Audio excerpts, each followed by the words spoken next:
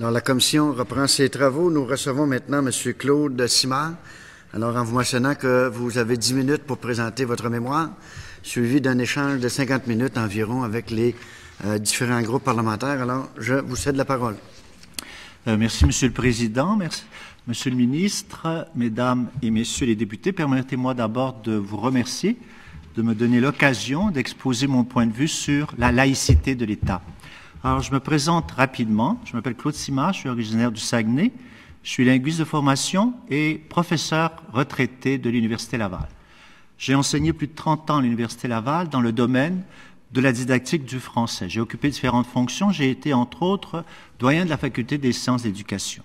Je viens ici à titre de citoyen, bien sûr, mais aussi à titre d'universitaire, puisque les universités ont été particulièrement interpellées dans ce débat sur la laïcité.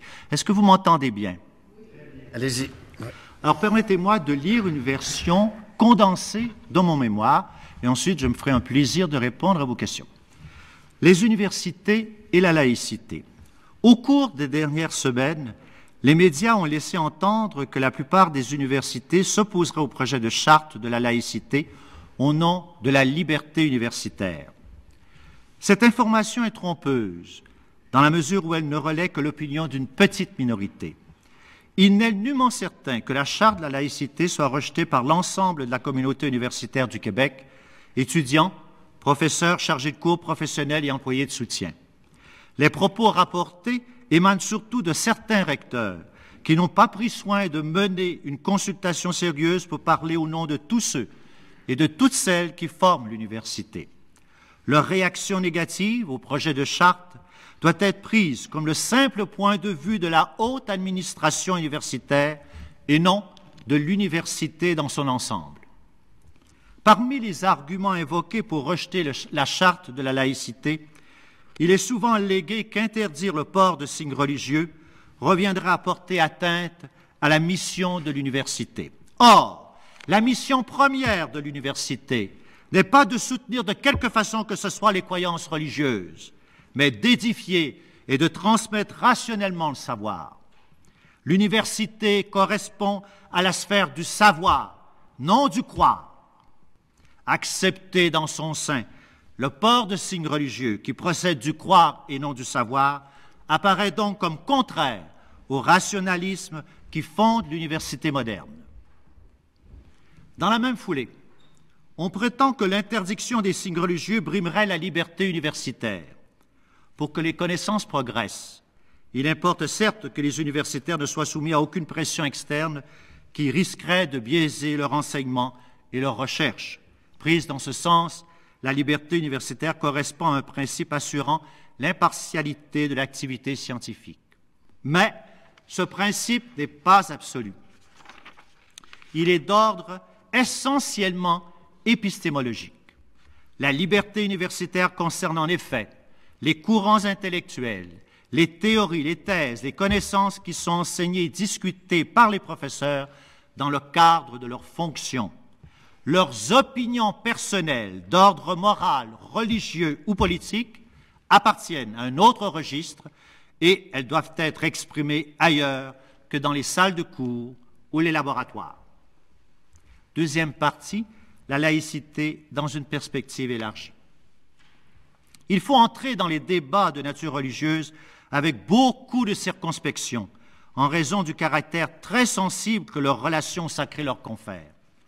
Les croyances religieuses font l'objet d'une adhésion profonde et inconditionnelle de la part des fidèles qui les tiennent pour des vérités absolues, transcendant la nature humaine et procédant d'une puissance surnaturelle. Les questions religieuses devraient malgré tout être examinées comme n'importe quel autre sujet de société. Cependant, en raison de l'enracinement millénaire des religions et du poids démographique et politique de leurs fidèles, elles ont pu bénéficier d'un traitement particulier dans la vie civile, assimilable à une sorte de privilège de dérogation, à une forme d'immunité. Par exemple, le catholicisme interdit aux femmes de devenir prêtres. Si la prêtrise était considérée comme une profession, on pourrait affirmer que les autorités mâles catholiques écartent injustement les femmes de la fonction de prêtre. Une telle exclusion antiféministe devrait être l'objet de poursuites judiciaires en vertu de nos lois régissant le monde du travail et les rapports entre les hommes et les femmes. J'invite respectueusement les parlementaires à examiner la question de la laïcité de l'État dans une perspective strictement civile et surtout à ne pas céder à l'ascendant que pourraient exercer sur eux les religions du fait qu'elles ont longtemps pu jouir de l'immunité consentie au sacré. Depuis les années 1960, l'histoire du Québec a été marquée par un mouvement continu de laïcisation qui a touché tous les secteurs de la société. En consacrant la neutralité religieuse de l'État et en exigeant de tous ses représentants un devoir de réserve sur le plan religieux, la charte de la laïcité s'inscrit tout naturellement dans ce mouvement. L'opposition à cette charte semble cependant plus forte que ce qui a été observé dans le passé. L'âpreté actuelle du débat s'explique par ses liens avec l'immigration, ce qui l'en rend encore plus difficile et plus délicat. La question de la laïcité telle que posée aujourd'hui révèle en effet que la société québécoise est devant un choix difficile entre deux modèles d'accueil des immigrants. Le premier modèle, qui relève d'une conception nationale, vise l'intégration socio-culturelle des immigrants à la nation d'accueil. Le deuxième modèle, qui relève, lui, d'une conception multiculturelle, inverse le devoir d'intégration et exige de la nation d'accueil de s'adapter aux nouveaux arrivants en aménageant toutes sortes d'accommodements de nature surtout religieuse. Ces deux modèles sont irréconciliables dans la pratique. Le peuple du Québec devra trancher et adopter l'un ou l'autre. Le présent mémoire appuie sans réserve le modèle national qui répond davantage aux aspirations de la société québécoise déjà bien engagée sur la voie de la laïcisation et qui est le seul à garantir la cohésion sociale.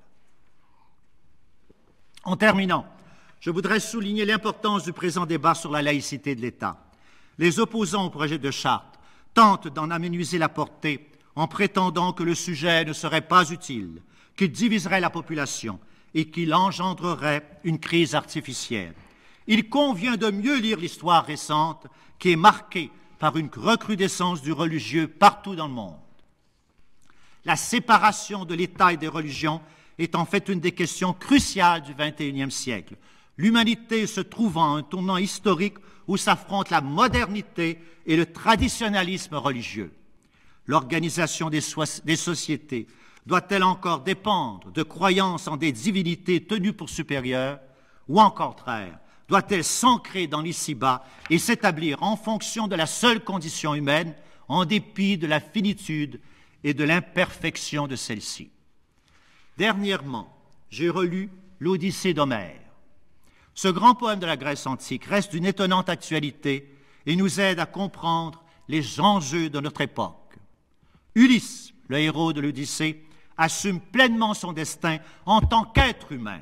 Peu importe les interventions des dieux de l'Olympe, il réussit à surmonter les épreuves en exploitant la force de ses qualités humaines, son intelligence, son adresse, sa sensibilité, son courage, sa détermination, sa fidélité à son idéal, son attachement à sa terre, sa loyauté et son amour envers les siens.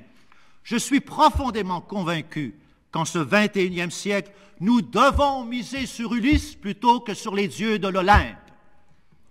Pour prendre le parti d'Ulysse, nous devons poursuivre la laïcisation de notre société et en adoptant le projet numéro 60, affirmer clairement et sans concession, dans l'intérêt national, la laïcité et la neutralité religieuse de notre État. Alors, merci, M. Simard. Maintenant, nous allons à la période... Il y a encore quelques minutes, je pense, de mon... Oh, excusez, je croyais... Il vous reste une minute, je croyais que vous aviez terminé. Allez-y. Le temps qui me reste pour apporter une certaine correction terminologique à mon mémoire écrit. J'ai malheureusement utilisé dans mon mémoire écrit le terme ostentatoire. Je me suis soumis, vous savez, à l'usage dominant des médias. Je n'aurais pas dû. Ostentatoire, malheureusement, a une connotation négative. Vous savez, ostentatoire, c'est rendre visible, mais avec attention, de façon à attirer l'attention, avec ni plus ni moins affichage. Donc, ça ne convient pas du tout à mon mémoire, ça ne convient pas non plus à un projet de loi. Et surtout qu'ostentatoire peut être sujet à interprétation subjective. Ce qui est ostentatoire pour l'un n'est pas nécessairement ostentatoire pour l'autre. Il faudra donc utiliser, comme dans le projet de charte, ostensible, qui est beaucoup plus neutre, je parle en tant que linguiste, là, qui est beaucoup plus neutre et qui renvoie à ce qui est visible, ce qui est rendu visible. Et encore une fois, ça pourrait être critiqué parce que, d'après les grands dictionnaires de la langue française, comme le Trésor de la langue française ou le Grand Robert, ostensible peut être parfois synonyme d'ostentatoire. On pourrait utiliser de façon claire, nette, neutre et objective le terme visible qui renvoie à une simple activité visuelle, c'est-à-dire un phénomène. Malheureusement, M. Simard, là, c'est vrai que le temps est écoulé. Malheureusement, les 10 minutes. Nous allons à la période d'échange. J'ai un rôle ingrat, vous voyez, hein? Mais vous aurez l'occasion de vous exprimer dans le 5e minute, parce qu'on est deux qui parlent, c'est difficile, hein? Alors, je cède la parole à M. le ministre. Merci, M. Simard. Vous allez bien? Ça vous tient que j'ai entendu tout à l'heure. Non. Ah, c'est de ça. C'est de là que vient votre fougue. J'ai toujours été fougueux, monsieur. Vous savez, mes étudiants m'ont toujours dit, on vous aime comme ça, vous êtes passionné, au moins vous n'êtes pas ennuyant. On sent que ce que vous dites, vous l'aimez et vous le défendez. Je vous assure que vous n'avez pas été ennuyant. Ça, c'est clair. Non, mais ça vous tient très à cœur, ce sujet-là, visiblement. Est-ce que ça vous tient très, très à cœur? Oui. C'est un sujet, je l'ai dit dans mon exposé, qui est fondamental pour le 21e siècle. Ce n'est pas un petit sujet d'actualité, c'est le grand sujet du 21e siècle. L'humanité est à un tournant historique. Est-ce qu'on continue à poursuivre la modernité ou on accepte le traditionnalisme religieux? Et pourquoi dites-vous que c'est un tournant? Parce que vous sentez que le... Ce n'est pas moi qui le sens, vous savez, je pense que je suis avec d'autres qui le sentent, c'est qu'on regarde ce qui se passe dans l'ensemble des pays et on constate que même en Occident, la religion prend de plus en plus de place et que les religieux veulent de plus en plus occuper de pouvoir dans l'ensemble des secteurs sociaux. Donc c'est pour ça que je vous dis que je m'emporte peut-être, mais c'est un débat fondamental. C'est toute la question de la société qui est en jeu. Vous avez eu une longue carrière dans le milieu universitaire, vous y avez fait référence. Vous avez été doyen aussi, n'est-ce pas? Vous avez été doyen? J'ai été doyen, oui, doyen de la Faculté des sciences de l'éducation de l'Université Laval, oui. Alors, parlons-en un peu des prises de position du milieu universitaire officiel face à la Charte.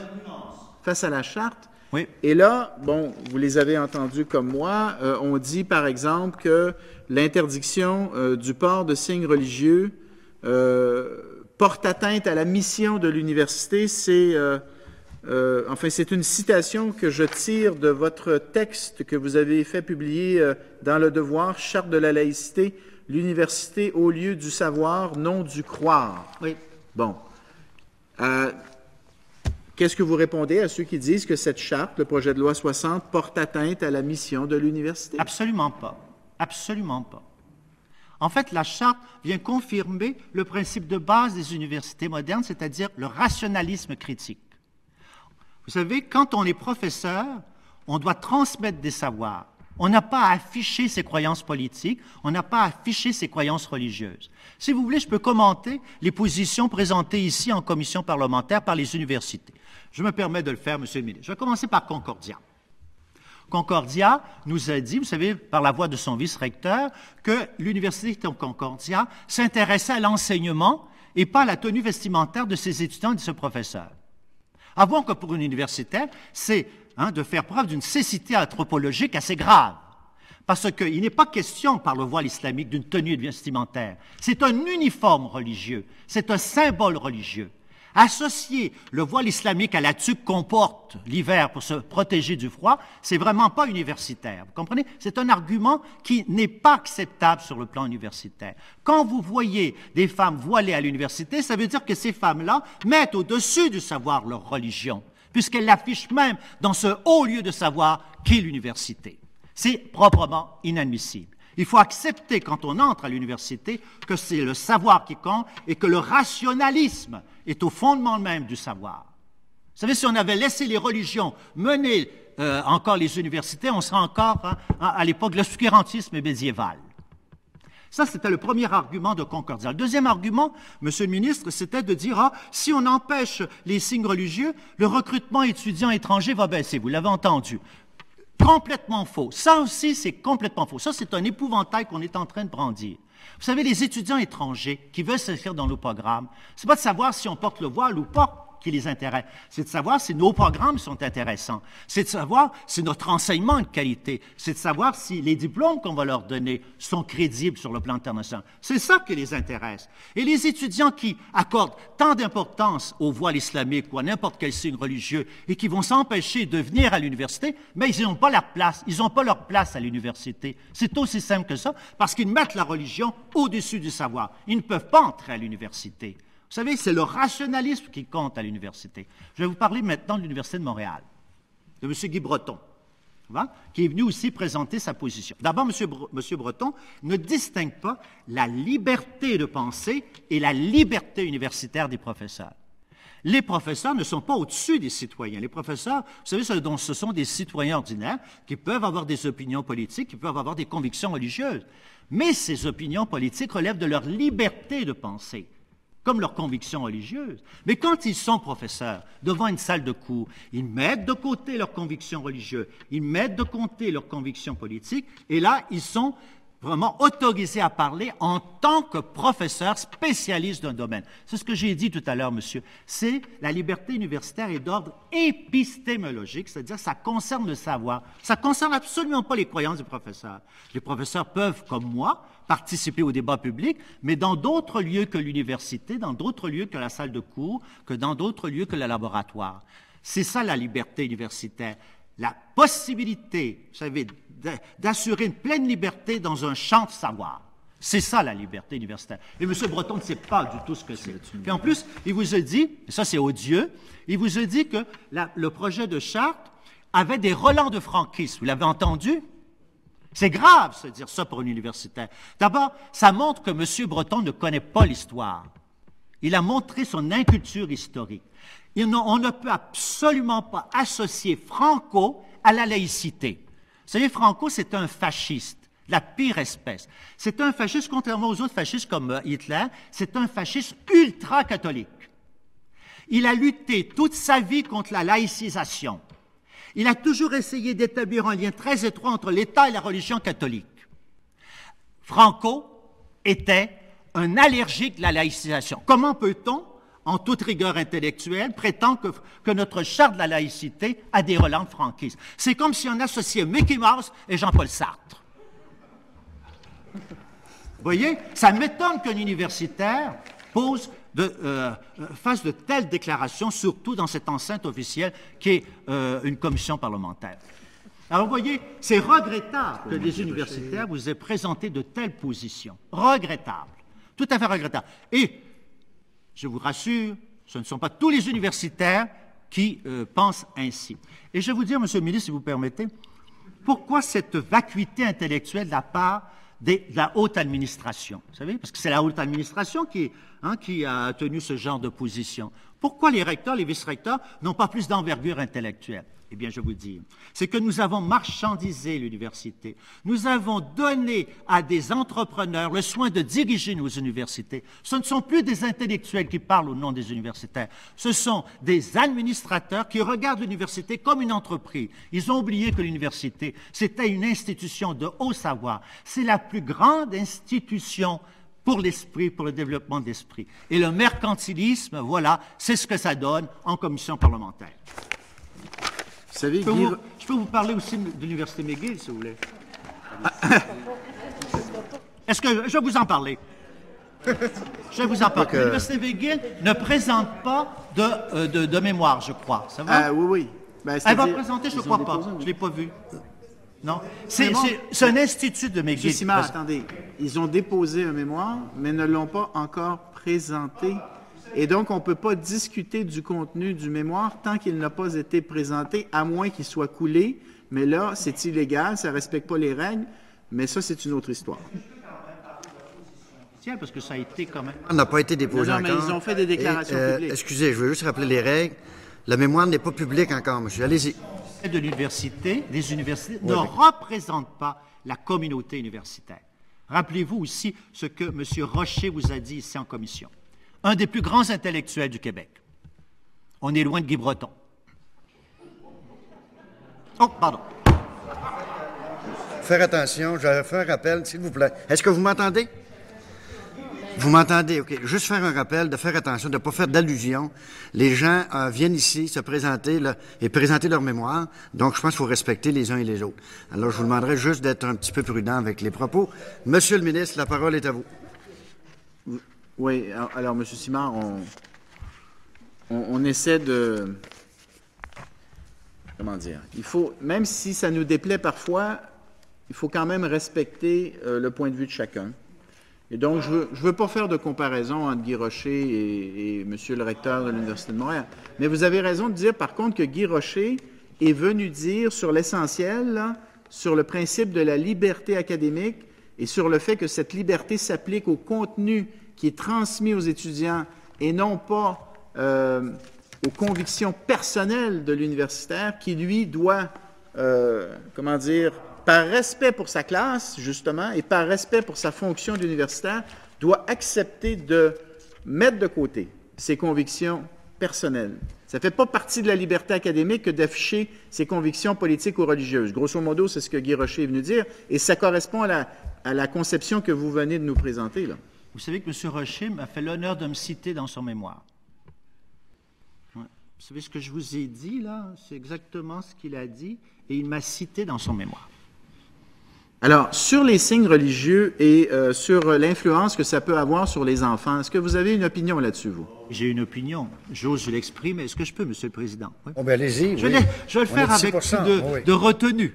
D'accord? Je vais essayer de... Dès que le ton devienne ostentatoire. J'ai entendu tout à l'heure... Je peux quand même me référer à ce que j'ai entendu. Oui. Alors, j'ai entendu tout à l'heure des éducatrices dire que le port, par exemple, du voile n'aurait pas d'incidence négative sur le développement de l'enfant. Ça va? Que c'est quelque chose qui ne serait pas négatif. Et que si c'était négatif, on pourrait intervenir, mais comme ce n'est pas négatif, on peut laisser les éducatrices porter des signes religieux, porter le voile islamique, entre autres. Ben, moi, je suis dans le domaine de l'éducation et je peux vous dire que l'ensemble de la littérature pédagogique montre le contraire. Vous savez, il est évident que pour un enfant ou pour un adolescent, si vous permettez à des femmes, tous les jours, de porter un voile islamique, vous savez, qui ne montre que le visage, qui enferme la tête, qui enferme les oreilles, qui enferme le cou et les cheveux, c'est évident que vous allez créer un stéréotype sexiste dans l'esprit des jeunes. Et je vous rapporte, si vous voulez, je vous réfère à un des mémoires que vous avez reçus, mais peut-être que ma collègue, Mme Bouchard, elle a présenté un mémoire sur, justement, ces images sexistes transmises par les éducateurs et les éducatrices. Il est évident que ça crée une ségrégation. Il est évident que l'enfant voit que la femme, en public, n'a pas le même comportement que l'homme. Et quand il va poser des questions, l'enfant, pourquoi portes-tu un voile? Est-ce que c'est pour être plus jolie? Est-ce qu'elle va dire que c'est pour être plus jolie? Non, non. Elle va dire, c'est parce que c'est ma religion. Mais pourquoi ta religion t'oblige-t-elle à porter un voile? C'est comme ça, c'est ma religion. Savez-vous pourquoi? Si elle le dit vraiment, c'est parce que dans l'islam, la femme, et là je vous rappelle, vous savez que je connais très bien le Coran, c'est le verset 34 de la sourate 4, c'est parce que la femme doit se montrer chaste en public. Elle doit se montrer vraiment chaste. Elle ne doit pas afficher ses attraits devant des hommes qui ne sont pas de sa famille, de son environnement immédiat. Alors, vous allez expliquer ça à un enfant maintenant, la chasteté obligatoire d'une femme en public. C'est pas sexiste, ça? Il n'y a rien de plus sexiste que ça. Vous savez, le voile islamique, là, on a juste à regarder ce qui se passe dans les pays islamiques. Quand l'intégrisme arrive, qu'est-ce qui se passe? On impose tout de suite le voile pour marquer la soumission des femmes à l'islam et bien sûr à la culture phallocrate qui en découle. Non, non, c'est évident, monsieur, que c'est un symbole sexiste qui va agir dans l'inconscient, si ce n'est pas expliqué, dans l'inconscient de nos enfants et de nos adolescents. Et en plus, je vais vous dire, Monsieur le ministre, depuis 70-80, j'étais là quand j'étais dans le monde de l'éducation, j'ai observé qu'il y a eu des efforts inouïs dans nos écoles, dans nos établissements scolaires, pour lutter contre le sexisme, pour lutter contre le stéréotype, ça va? Vous savez, par exemple, pour faire acheter du matériel pédagogique par les commissions scolaires, il faut passer par un comité d'évaluation du matériel pédagogique, qui compte le nombre de prénoms masculins, qui compte le nombre de prénoms féminins, qui compte le nombre de il, de elle, qui regarde les rôles sociaux, portés par les personnages masculins, portés par les personnages féminins. Et si vous ne traversez pas cette grille-là, vous ne pouvez pas entrer dans nos écoles, vous ne pouvez pas vendre votre matériel pédagogique. Et maintenant, tous les jours, on accepterait que nos éducateurs, nos éducatrices, nos enseignants portent un symbole sexiste qui va justement déterminer une ségrégation sur le plan du sexe chez nos enfants et nos adolescents. C'est le monde à l'envers. Et quand vous dites que les signes, le port d'un signe a un impact sur l'enfant, vous dites c'est démontré, ça, c'est documenté? Lisez, je vous renvoie, parce qu'il y a des références vraiment précises dans le mémoire de Mme Pierrette Bouchard, qui porte spécifiquement sur cette question. Mme Pierrette Bouchard, pour vous situer, c'est une collègue à moi de l'Université de Laval, qui est spécialiste des représentations des sexes à l'école. C'est une grande spécialiste connue et qui a écrit beaucoup dans ce domaine-là. Alors, si vous voulez avoir des références sérieuses, je vous renvoie aux mémoires de Mme Bouchard. Justement, on s'est fait dire par le groupe qui vous a précédé, dont je respecte le point de vue par ailleurs, mais on s'est fait dire qu'il n'y avait rien de documenté là-dedans. C'est faux. Ah, je ne devrais pas dire ça. Disons que c'est contraire à la vérité. Est-ce que je peux dire ça comme ça? Tout à fait. Tout à fait. Que c'est faux, c'est vrai. Le rapport, le mémoire de Mme Bouchard, là, vous allez avoir des références. Mais... Vous savez, si vous saviez comment le sexisme peut s'insinuer de façon très inconsciente dans l'esprit des jeunes. Et ça a été très, très documenté, Monsieur le ministre. Parce qu'elle n'est pas encore venue et on ne peut pas parler de son mémoire puisque les règles veulent qu'on ne parle pas du mémoire avant qu'il soit présenté, à moins que le mémoire soit coulé, ce qui est arrivé et ce qu'on a déploré. C'est pour ça qu'on demande que tous les mémoires soient rendus publics. Et on espère que les membres des autres partis ici présents, ou même M. le député de Blainville, qui siège comme indépendant, vont finalement accepter de rendre publics tous les mémoires, auquel cas on pourrait prendre connaissance du mémoire de Mme Bouchard. Qu'on s'éloigne trop, parce qu'on a une rencontre demain, la commission, sur ce sujet précis. Alors, on va statuer demain sur le sujet. Allez-y. Alors, il nous reste encore? 1 minute. Bien, qu'est-ce qu'on pourrait dire en conclusion? En conclusion, c'est que... Il nous reste 1 minute, M. Simard. Oui. La minute de vérité, là, la conclusion. Là. Bien, j'ai encore beaucoup de minutes parce que je dois répondre à d'autres personnes. Avec eux, mais avec moi, une. Avec vous? Je vais vous dire, Monsieur le ministre, vous avez toute mon admiration. Parce qu'avec votre projet de charte, le Québec va laïciser son État et ça va permettre justement un meilleur vivre ensemble ici au Québec. C'est une très bonne conclusion.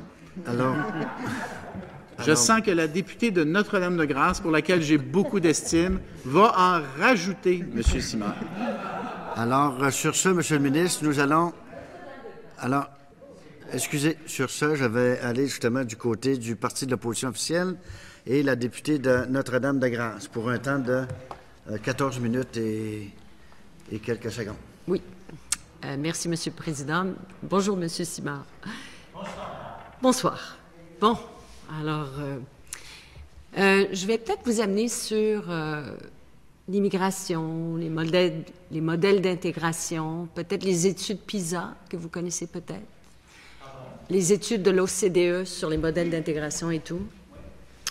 Bon, vous parlez d'immigration et les modèles d'intégration, mais vous savez par ailleurs qu'il y a, on parle aussi des Juifs qui sont ici, puis ce n'est pas des immigrants. Et parfois, on oublie qu'on parle aussi de ce médecin qui porte la kippa, qui travaille à l'hôpital général juif. Ils ont rendu ces éléments publics et c'est une grande préoccupation. Donc, le voile, on a beaucoup entendu. Je vous dirais que la majorité des groupes qui sont pour cette laïcité vont parler du voile et du symbolisme du voile. Mais il y a d'autres religions aussi. Il y a aussi un professionnel de la santé, je pense que c'est un médecin aussi, qui porte le turban, qui est au CUSUM. Et ça représente un problème parce que c'est pas une question de modèle d'intégration, mais plus de 400 ans d'histoire et d'un vécu. Vous savez, il y a eu les catholiques, ensuite les anglicans, ensuite les protestants, ensuite les juifs, et un beau mélange de personnes qui vivent ici ensemble depuis 400 ans. Et la neutralité religieuse de l'État qui s'est installée, évidemment, au fil des années. Et certainement, le modèle de laïcité, et beaucoup d'experts qui sont venus dire que le modèle de laïcité préconisé par le gouvernement du Québec depuis la Révolution tranquille, c'est la neutralité religieuse de l'État, mais avec un accent sur l'intégration et l'acceptation de la diversité sous toutes ses formes, mais intégration de la société québécoise avec ses valeurs de neutralité et d'égalité et d'équité. Dans ces études internationales, le Canada est un champion. D'ailleurs, je viens de lire, et ce que je sais par ailleurs, c'est que le Québec, parce que j'ai parlé avec le chercheur qui a fourni les études, beaucoup de ces données proviennent du Québec pour établir la capacité d'intégration des étudiants, surtout des jeunes issus de l'immigration. Et que les études montrent que la deuxième génération réussit bien par une approche qu'ils appellent interculturelle. Donc, le Canada, le Québec, c'est le même modèle d'intégration. Alors, j'aimerais juste vous parler de ça parce que vous semblez dire que le modèle d'intégration est peut-être à risque avec l'immigration qu'on sélectionne. Vous savez par ailleurs qu'on a une immigration sélectionnée. Donc, c'est vraiment la dernière page de votre mémoire où vous abordez, vous dites c'est une question délicate, et c'est vrai que c'est une question délicate, mais j'aimerais vous entendre sur, d'une part, le modèle d'immigration, la sélection aussi, parce que vous savez qu'on sélectionne notre immigration. Donc, on a le choix de notre immigration. Donc, c'est quoi votre message là-dessus?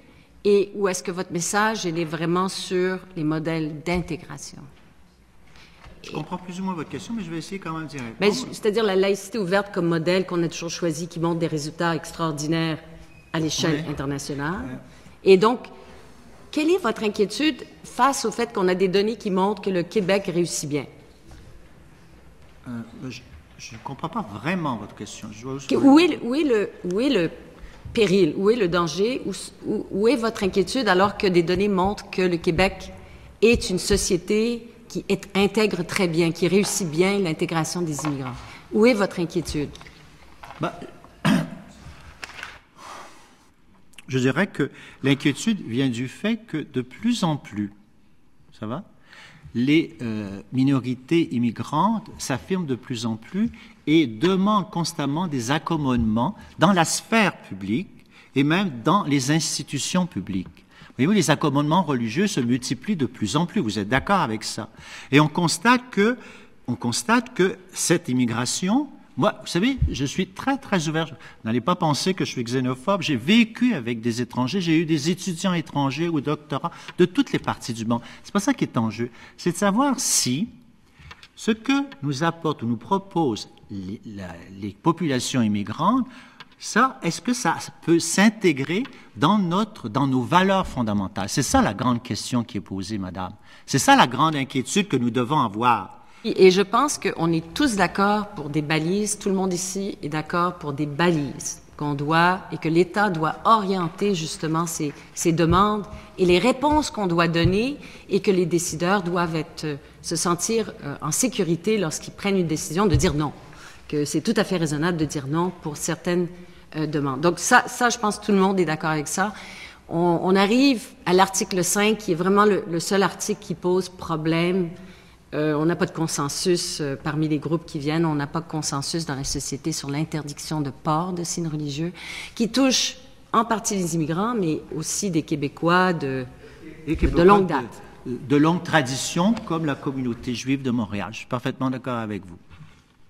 Bon, mais je voudrais dire que j'ai parlé de 2 modèles d'intégration. Vous savez, le modèle national, que vous comprenez, je pense, facilement, et le modèle multiculturel, qui est celui de votre parti, c'est-à-dire le modèle du fédéralisme canadien. Non, je tiens à rectifier. On est pour l'interculturalisme, mais je dois vous dire, j'étais ministre de l'Immigration du Québec, et j'y crois beaucoup au modèle québécois interculturaliste. Il faudrait que la population sache sur quel pied vous dansez, parce que si vous êtes fédéraliste, obligatoirement, vous êtes pour le multiculturalisme. Excusez-moi. Il faut que je corrige. Je vais quelques secondes pour encore une fois réitérer, quand quelqu'un a la parole, on laisse terminer, pas qu'il y ait de coupure, si on veut que ça soit un dialogue. Et la parole, c'est elle qui m'interrompt. Écoutez, là, la parlementaire a la parole. Allez-y, Madame la députée. Vous ne pouvez pas dire quel est le modèle du Parti libéral, surtout si c'est faux. Mais je tiens à rectifier que le modèle québécois, c'est le modèle d'interculturalisme. Peut-être pour les raisons que vous mentionnez, c'est que c'est pas un genre de mosaïque. Il y a une culture dominante, la langue française est la langue commune partagée par tout le monde, et on s'intègre dans ce modèle-là. Et d'ailleurs, je vous dirais que lorsque j'avais le projet de loi 94 qui touchait exactement le même enjeu, l'opposition, qui était le Parti québécois, était tout à fait d'accord avec ce modèle interculturel. Donc, on est d'accord sur le modèle d'intégration que le Québec affiche et préconise. Moi, je ne pense pas que les gens ici diraient qu'on n'est pas d'accord avec le modèle interculturel. En tout cas, on pourrait toujours débattre du modèle interculturel. Vous savez, il y a le modèle national, le modèle multiculturel, qui n'est pas le vôtre, paraît-il, et le modèle interculturel. Le modèle interculturel n'est pas aussi clair que vous le prétendez, parce que j'ai lu quand même tous les écrits du grand ténor, vous savez, de l'interculturel, M. Bouchard, et lui-même, dans son livre, son dernier livre, il dit qu'il faut faire des efforts de clarification de ce modèle. Donc, n'allez pas dire que la politique interculturelle est très, très claire actuellement. Je pense qu'on est en train de clarifier ce concept qui est relativement récent dans l'histoire du Québec. Ça va? Dans le temps de Fernand Dumont, savez-vous quelle était l'expression? À la base de la politique de l'immigration, c'était la culture de la convergence. On ne parlait pas d'interculturel. Si vous voulez, je peux vous parler de l'interculturalisme. Je connais très bien l'interculturalisme, je l'ai étudié, j'ai lu tous les écrits de M. Bouchard. Ce qui est avantageux dans ce modèle-là, c'est sa présentation très positive. Vous savez, on parle de réciprocité, on parle d'échange, on parle d'équilibre des tensions, on parle du respect de la culture majoritaire comme du respect des cultures minoritaires, etc. Et on introduit, pour assurer, ça c'est Bouchard, je ne sais pas si c'est comme ça que vous voyez l'interculturel, parce qu'il y a plusieurs définitions de l'interculturel. Mais M. Bouchard nous dit, pour assurer l'équilibre entre les 2 tensions de la majorité et des minorités, il faut faire intervenir, premier concept, la primauté, la préséance de la majorité, mais ad hoc. Et ensuite, deuxième principe, c'est les accommodements, la possibilité que les communautés demandent des accommodements. Et pour satisfaire les demandes d'accommodement, il faut appliquer le principe de la préséance de la majorité ad hoc. Est-ce que vous me suivez? C'est clair? Qu'est-ce que ça veut dire, préséance ad hoc? Ça veut dire que nous allons examiner cas par cas. Nous sommes dans le cas par cas. C'est ça le modèle interculturel le plus connu actuellement. Il n'y en a pas d'autre, en tout cas, de structurer, là, de présenter. Moi, je connais celui de M. Bouchard. Préséance ad hoc, ça veut dire qu'on laisse aux intervenants du milieu la charge d'examiner les accommodements et de décider si les accommodements sont raisonnables ou pas. Mais c'est du cas par cas. On ne veut pas instituer la primauté de la nation, on ne veut pas l'officialiser et on laisse les demandes examinées au cas par les acteurs même des milieux. Qu'est-ce que ça va donner? Mais on va sombrer dans l'arbitraire avec ça. On va sombrer dans l'arbitraire, on va sombrer dans les interprétations subjectives. Ce qui va être permis ici ne sera pas permis là. Et je vous donne un exemple très simple. C'est la page 207-208 de son livre. Vous savez, M. Bouchard excelle en théorisation. Mais les exemples, il n'en donne pas beaucoup. Il en donne à la fin de son livre. Il y a quelques cas présentés d'application de votre interculturalisme. Et là, on se dit, enfin, on va voir comment ça s'applique, ça. Parce qu'un modèle, ça doit quand même établir un mode d'action, n'est-ce pas? Sinon, à quoi ça sert? Eh bien, quand on regarde les exemples, on tombe des nues. On voit que c'est une vue essentiellement théorique. Il y aurait peut-être une autre dernière question parce qu'il reste... Non, je peux terminer de répondre à madame. Permettez-moi de répondre quand même. Elle me parlait d'interculturalisme, permettez-moi de répondre. C'est moi qui préside l'Assemblée. Alors, Monsieur, s'il vous plaît. C'est moi qui est président, mais je vais vous permettre de terminer, mais il reste quand même une question. Allez-y.